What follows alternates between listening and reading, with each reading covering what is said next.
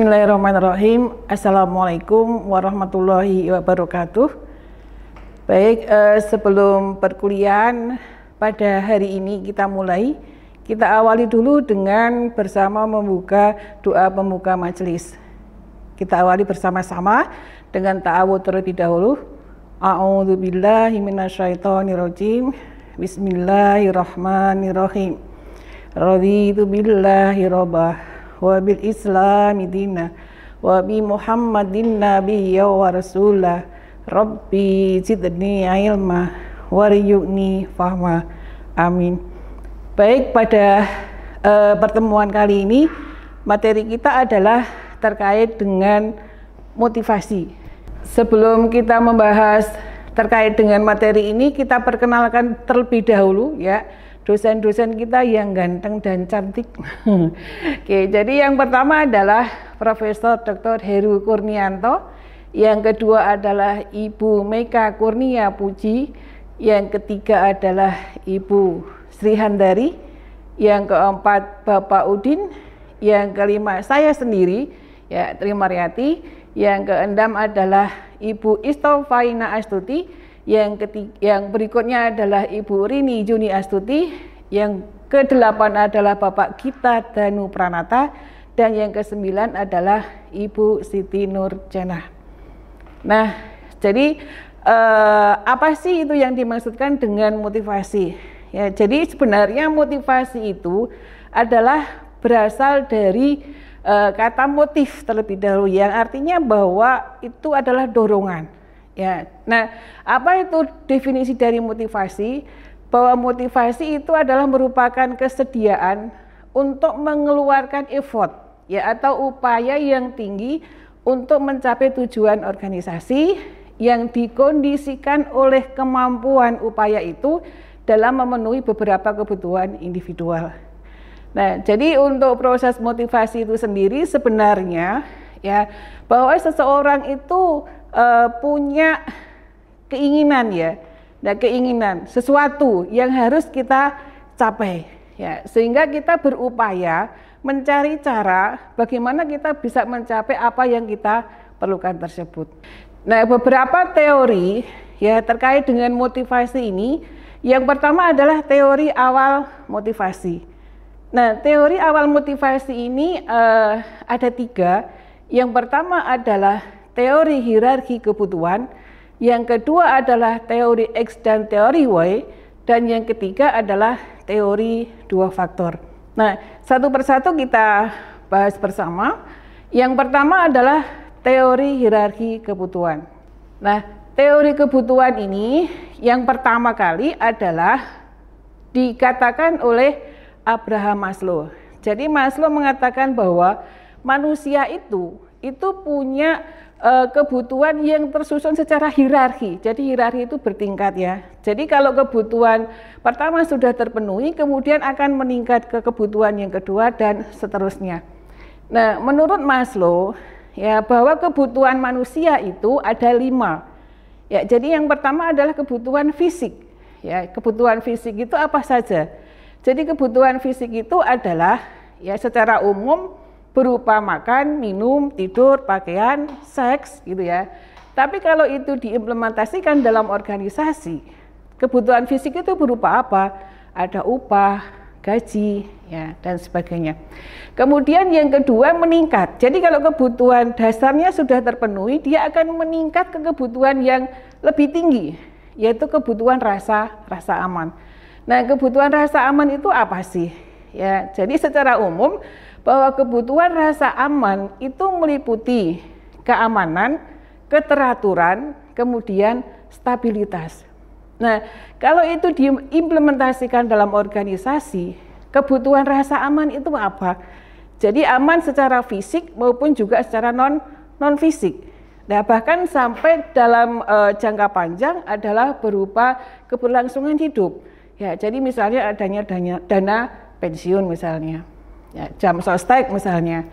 Kemudian kalau kebutuhan rasa aman sudah terpenuhi, meningkat ke lebih yang tinggi lagi, yaitu kebutuhan sosial. Jadi kebutuhan sosial ini berupa kebutuhan afeksi, relasi, keluarga dan sebagainya. Kalau dalam organisasi apa?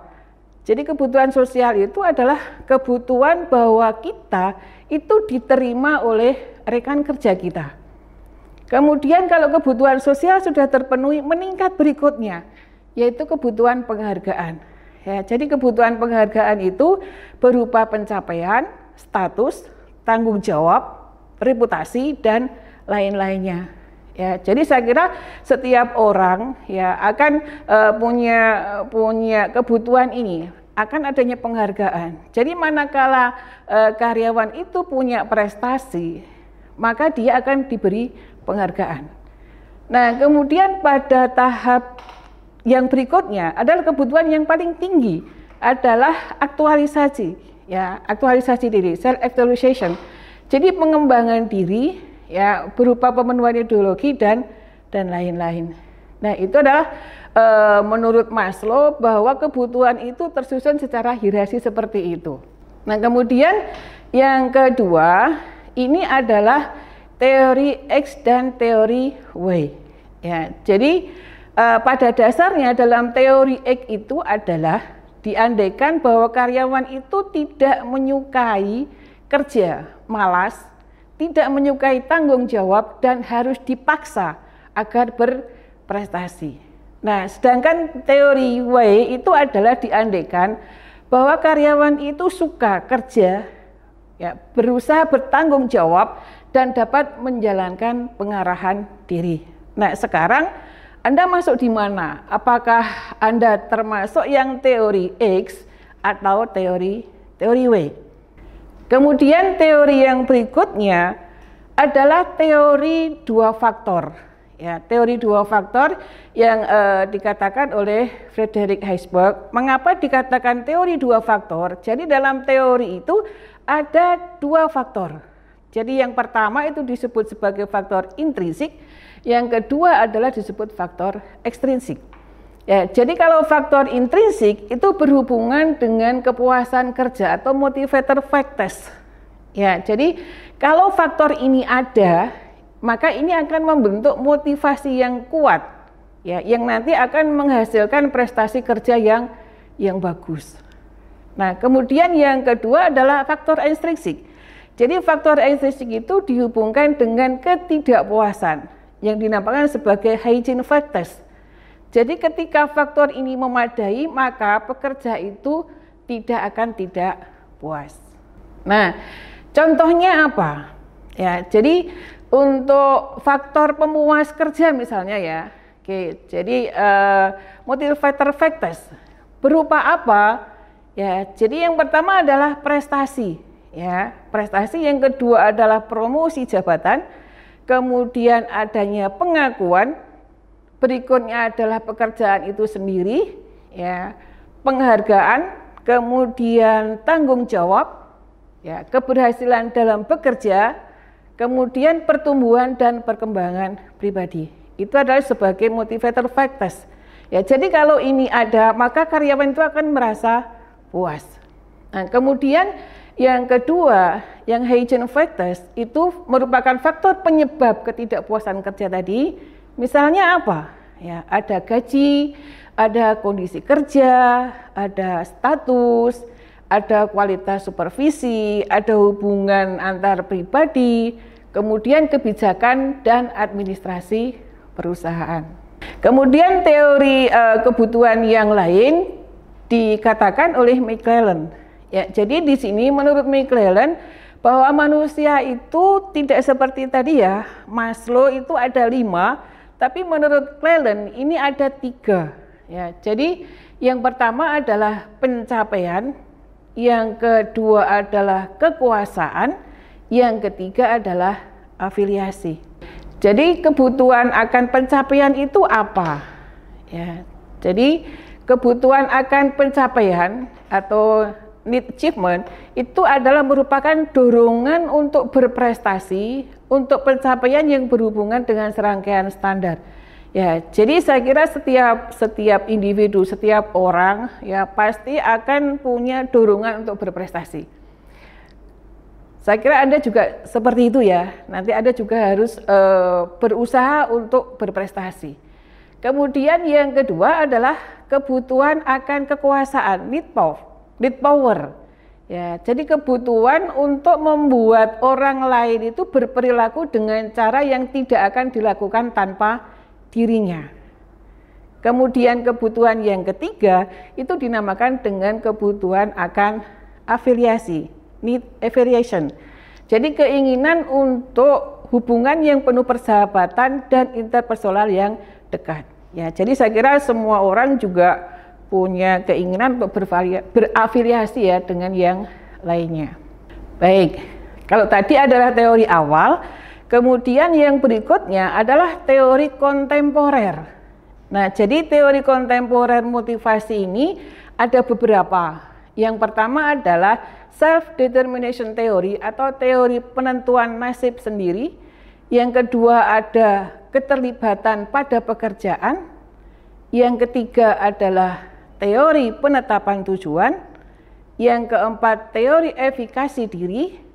Yang kelima adalah reinforcement theory atau teori penguatan. Kemudian ada equity theory atau teori keadilan, dan ada teori ekspektansi. Coba kita lihat satu persatu ya dari beberapa teori tadi. Yang pertama adalah teori penentuan nasib sendiri. Nah, jadi dalam teori penentuan nasib sendiri itu memusatkan perhatian pada pengaruh yang menguntungkan dari motivasi secara intrinsik dan pengaruh yang merugikan bagi motivasi secara ekstrinsik.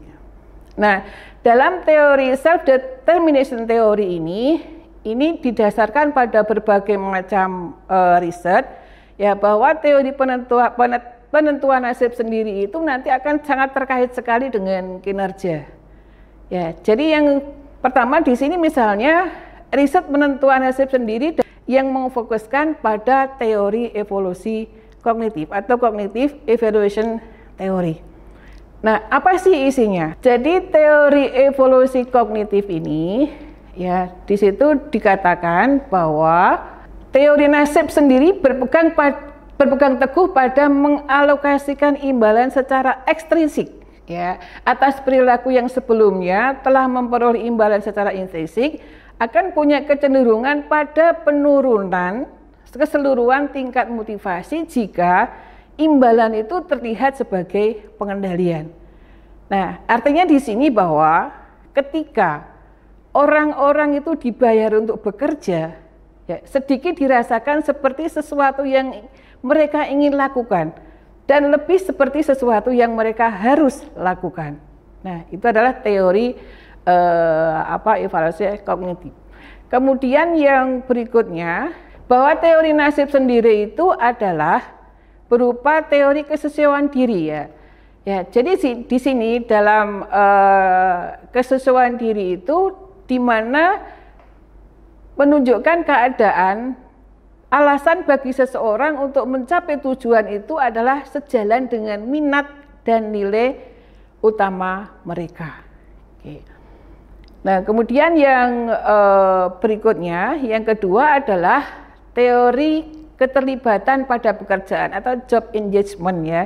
Jadi job engagement ini saya kira pada saat sekarang ini banyak dibahas ya. Jadi job engagement itu adalah merupakan investasi atas fisik, kognitif, ya, kemudian energi emosional pekerja ke dalam kinerja. Nah, dalam banyak riset sebenarnya, ya, jadi semakin besar atau semakin tinggi keterlibatan kerja karyawan dalam organisasi itu, maka nanti akan punya dampak terhadap peningkatan kinerja. Oke. Jadi definisinya seperti apa sih, atau pengertiannya seperti apa sih tentang keterlibatan kerja ini? Ya, jadi keterlibatan kerja itu adalah merupakan bentuk komitmen dari seorang karyawan dalam melibatkan peran, ya, dan kepedulian terhadap pekerjaan baik secara fisik, pengetahuan maupun juga emosional, ya, sehingga menganggap pekerjaan yang dilakukan itu adalah sangat penting dan memiliki keyakinan yang kuat untuk menyelesaikannya. Oke, jadi semakin tinggi keterlibatan kerjanya, maka dampaknya kinerjanya juga akan semakin tinggi. Nah, kemudian Di situ ada beberapa dimensi ya dari keterlibatan kerja itu apa saja. Yang pertama adalah adanya perasaan berarti. Ya, jadi seorang karyawan itu dalam organisasi itu punya perasaan bahwa saya itu punya arti seperti itu. Nah, kemudian yang kedua adalah rasa aman. Ya, jadi karyawan dalam bekerja itu merasa bahwa dirinya itu nyaman, ya, aman dalam organisasi itu. Kemudian yang ketiga adalah perasaan ketersediaan. Kemudian yang berikutnya adalah power, ya, atau kekuasaan. Yang berikutnya adalah informasi, artinya bahwa karyawan itu akan punya akses, ya, akan punya informasi yang berasal dari organisasi, sehingga merasa dirinya bahwa oh saya itu punya akses, ya, berarti saya merasa dilibatkan dalam organisasi itu. Kemudian yang berikutnya adalah knowledge and skill, ya, pengetahuan dan keterampilan. Ya, ini jelas ya bahwa seseorang karyawan dalam bekerja itu harus punya pengetahuan dan keterampilan. Nah, selanjutnya adalah dimensi yang berikutnya adalah reward, penghargaan. Ya, artinya bahwa seorang karyawan yang sudah mengupayakan, berusaha untuk mencapai kinerja yang bagus, maka ya ada baiknya organisasi itu akan memberikan reward. Kemudian teori yang berikutnya adalah teori penetapan tujuan atau goal theory, ya, oleh Edwin Locke. Ya, jadi bahwa isi dari PET goal theory ini bahwa tujuan yang khusus dan sulit itu justru akan menghantar ke kinerja yang lebih tinggi. Ya, tujuan yang sulit itu bila diterima dengan baik, ya, maka nanti dampaknya akan bisa menghasilkan kinerja yang lebih tinggi, ya, daripada tujuan yang mudah. Karena kita merasa tertantang gitu ya untuk mencapai tujuan itu. Nah, oleh Edwin di situ dikemukakan bahwa dalam teori PET goal ini memiliki 4 macam mekanisme motivasional, ya. Ya, yang pertama adalah tujuan yang mengarahkan pada perhatian, yang kedua adalah mengatur upaya, yang ketiga meningkatkan persistensi, dan yang keempat adalah menunjang strategi-strategi kegiatan. Kemudian teori yang berikutnya, ya, teori yang keempat adalah teori efikasi diri atau self-efficacy theory. Nah, jadi teori efikasi diri ini mengatakan bahwa adanya suatu keyakinan bahwa kita itu mampu untuk melaksanakan tugas. Nah, menurut jadi teori efikasi diri ini adalah dicetuskan oleh Albert Bandura. Nah, Bandura mengatakan, mengusulkan ada 4 cara efikasi diri yang bisa ditingkatkan, yang dapat ditingkatkan. Yang pertama apa? Jadi yang pertama adalah kemahiran dalam melaksanakan. Ya, jadi di sini dimaksudkan kemahiran dalam melaksanakan itu adalah untuk memperoleh pengalaman yang relevan dengan pekerjaannya. Nah, sehingga ya karyawan itu untuk bisa bekerja dengan bagus tentunya harus punya kompetensi sesuai dengan pekerjaan yang mereka terima. Yang kedua adalah pemodelan yang dilakukan. Jadi ini lebih pada percaya diri bahwa Anda atau kita itu melihat orang lain mengerjakan tugasnya. Kemudian yang ketiga adalah bujukan secara lisan. Jadi menjadikan semakin percaya diri. Mengapa? Karena seseorang itu meyakinkan bahwa Anda itu memiliki keahlian untuk mencapai sebuah kesuksesan. Dan yang keempat menurut Bandura adalah stimulasi. Ya, jadi stimulasi itu mengarahkan pada suatu keadaan yang bersemangat, ya, sehingga nanti membangkitkan semangat orang itu mengerjakan lebih bagus lagi. Teori yang berikutnya adalah reinforcement theory. Ya, jadi reinforcement theory ini dicetuskan oleh Skinner. Nah, dalam teori reinforcement theory atau teori penguatan itu bahwa mengatakan perilaku itu merupakan fungsi dari konsekuensinya. Ya, jadi kita itu melakukan sesuatu karena ada konsekuensinya. Ya, jadi misalnya kalau mahasiswa itu konsekuensinya apa? Kalau saya melakukan sesuatu ini, ya konsekuensinya adalah mendapatkan nilai yang bagus, ya sehingga dia harus belajar. Oke, nah untuk teori reinforcement teori ini, ya di sini ada dua teori. Yang pertama adalah teori pengkondisian perilaku. Ya, di sini dikatakan bahwa orang-orang itu akan belajar untuk berperilaku untuk mendapatkan sesuatu yang mereka inginkan, atau justru menghindari sesuatu yang tidak mereka inginkan. Kemudian teori yang kedua adalah teori pembelajaran sosial atau social learning theory. Apa itu? Yaitu suatu pandangan yang dapat kita pelajari melalui observasi dan pengalaman secara langsung. Oke, kemudian teori yang berikutnya. Ya, teori yang berikutnya adalah equity theory. Ya, teori keadilan. Ya, dicetuskan siapa Adam. Ya, jadi dasar dari teori keadilan itu apa? Jadi pada dasarnya manusia itu selalu menyenangi perlakuan yang adil. Ya, jadi termotivasi untuk bekinerja lebih baik bila diperlakukan secara adil. Ya, jadi adil itu bukan diartikan sebagai sama rata sama rasa.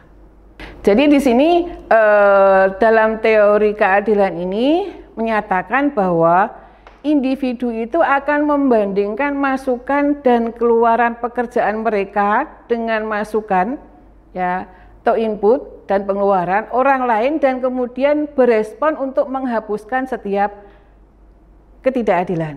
Nah, kita sebagai contoh, misalnya teori keadilan kita terapkan pada penilaian. Ya, jadi kan saya sebagai tenaga pengajar tidak bisa kemudian memperlakukan mahasiswa semua itu sama rata. Jadi yang tidak masuk, yang masuk, ya, yang sregep gitu nilainya A semua, tidak. Ya, atau bahkan misalnya saya memberikan nilai kepada mahasiswa yang tidak rajin, tidak pernah masuk, dapat nilai A. Tapi Anda yang rajin gitu ya, kemudian selalu mengumpulkan tugas, saya beri nilai C misalnya. Nah, itu adalah apa tidak? Nah, itu adalah tidak adil. Ya, jadi yang dimaksudkan keadilan di sini bahwa saya akan memberikan kepada nilai mahasiswa kalau dia memang punya kontribusi kinerja yang bagus. Jadi kalau yang nilainya A, yang mereka yang rajin, ya, yang nilai uji kompetensinya bagus. Tapi untuk yang mahasiswa yang nggak pernah masuk gitu ya, atau mungkin tugasnya juga bolong-bolong, ya tentunya nilainya akan lebih rendah. Nah, di sini ada 6 pilihan karyawan kalau dalam sebuah organisasi dalam mempersepsikan ketidakadilan. Ya, jadi kalau terjadi ketidakadilan dalam organisasi, maka karyawan itu akan mengubah masukan mereka. Ya kan? Wah, dia yang nggak rajin aja nilainya bagus kok, ya udahlah kalau gitu saya juga sering nggak masuk aja. Nah, seperti itu. Kemudian mengubah keluaran mereka, kemudian mendistorsikan persepsi mengenai diri, mendistorsi persepsi mengenai orang lain, kemudian memilih acuan yang berlainan, atau ya justru dia akan meninggalkan medan. Nah, kemudian dalam teori keadilan ini ya ada yang dinamakan dengan keadilan organisasi atau organizational justice. Jadi persepsi keseluruhan mengenai apa itu keadilan di tempat kerja, yang mana di sini keadilan itu dibagi menjadi 3. Ya, ada keadilan distributif, ada keadilan prosedural, informasional, maaf dibagi 4 ya, kemudian interpersonal. Nah, apa itu masing-masing? Jadi apakah yang dimaksudkan dengan keadilan distributif? Ya, jadi keadilan distributif itu adalah keadilan yang dirasakan baik jumlah maupun alokasi penghargaan di antara individu. Ya, kemudian keadilan prosedural, procedural justice. Jadi keadilan yang dirasakan pada prosesnya, yang digunakan untuk menentukan distribusi penghargaan.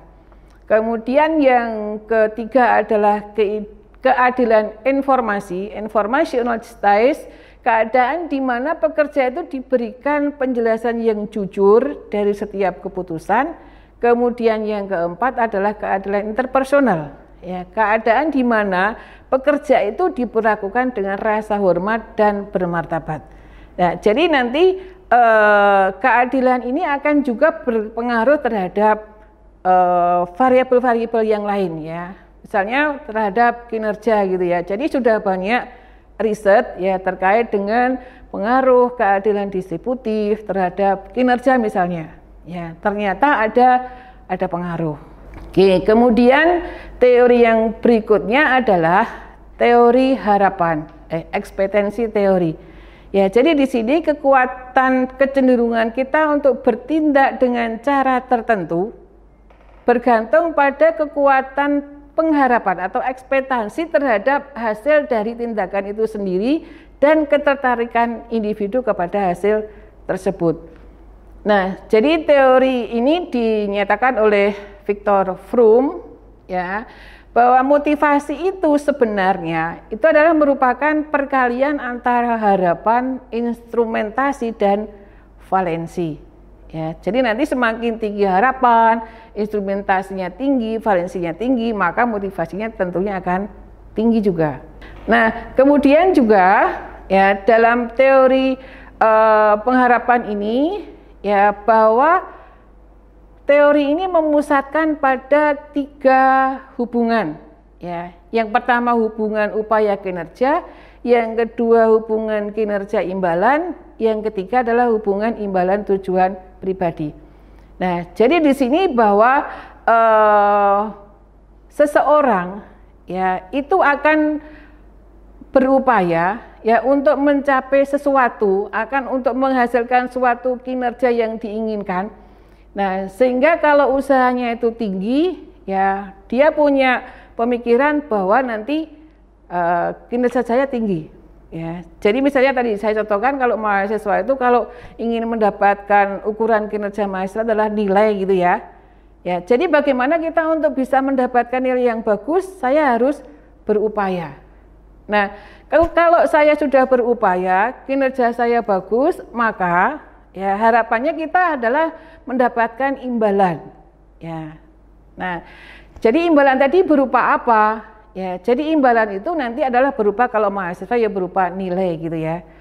Nah, jadi kalau kita hubungkan imbalan dengan tujuan pribadi, nah berarti sesuai dengan harapan saya, nilai saya adalah A gitu ya. Nah, sehingga nilai yang Anda terima tadi itu adalah sebenarnya untuk memenuhi tujuan pribadi Anda. Nah, itu adalah inti dari teori pengharapan. Baik, itu tadi terkait dengan teori motivasi. Tadi adalah baru merupakan sebuah konsep. Ya, nanti kita bisa sambung lagi ya terkait dengan implementasinya dari teori motivasi itu sendiri. Oke, saya kira itu yang bisa disampaikan. Ya, kita akhiri ya kuliah pada kesempatan hari ini dengan bersama membaca hamdalah. Alhamdulillahirabbil alamin. Assalamualaikum warahmatullahi wabarakatuh.